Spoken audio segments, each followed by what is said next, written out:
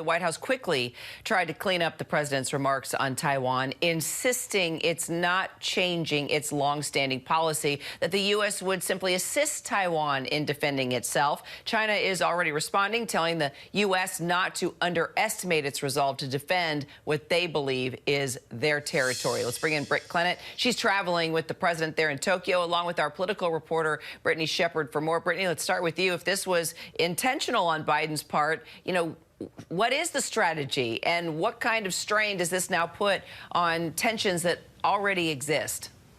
Kira, intentional or not, this is a stunning escalation of U.S. domestic policy in the Indo-Pacific region, as we just heard just a few moments ago. I think it's a decisive move for Biden to make, reaffirming the strength of the U.S. in the region. I think his attempt here is kind of rebuild what Trump rolled back in that America first means America alone strategy under his presidency.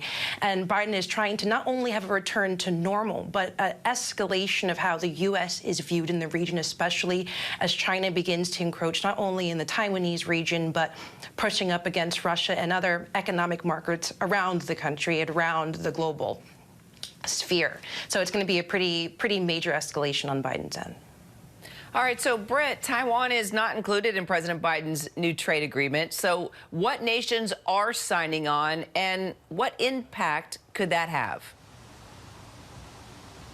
Well, so far there are 13 nations on board, including most Southeast Asian nations. Let's not forget, Southeast Asia is an extremely important region. It's poised to be the fastest growing region in the world. In fact, altogether of these nations involved, they make up 40% of the world's GDP and 60% of the global population. So the potential is there, but it has been criticised as being scant on details and substance so far. What we do know is that there is a focus on trade and improving the resilience of supply chains, which, as we know, we've been experiencing lately. So the agreement will also hone in on infrastructure and clean energy. Also key, and Biden said this when launching this agreement today, is that under this agreement, companies would not need technology transfers like in China. Now, we know China's not happy with the plan, recently calling it a political tool.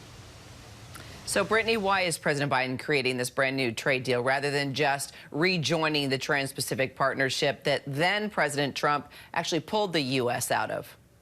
Right. So when Trump pulled out of the TPP, Democrats were extremely stressed out.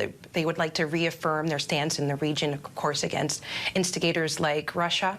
But during the campaign, President Biden said he wasn't happy with the plan negotiated under Obama and wanted to push for more environmental provisions, like we just heard. There's the countries involved in this new economic plan is 40% of the world's GDP. A lot of that are producers of fossil fuels and folks who are large producers of greenhouse gases, like we heard too. Lots of scant details about this plan, but Biden is hoping to renegotiate on his terms, on Western terms, and hopefully get a little more of a progressive slant to this new policy.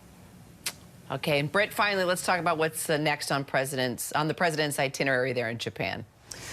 Well, it's the end of Monday here, and tomorrow is the last day of Biden's trip to Asia. The president will meet with leaders of the Quad nations, Japan, Australia and India.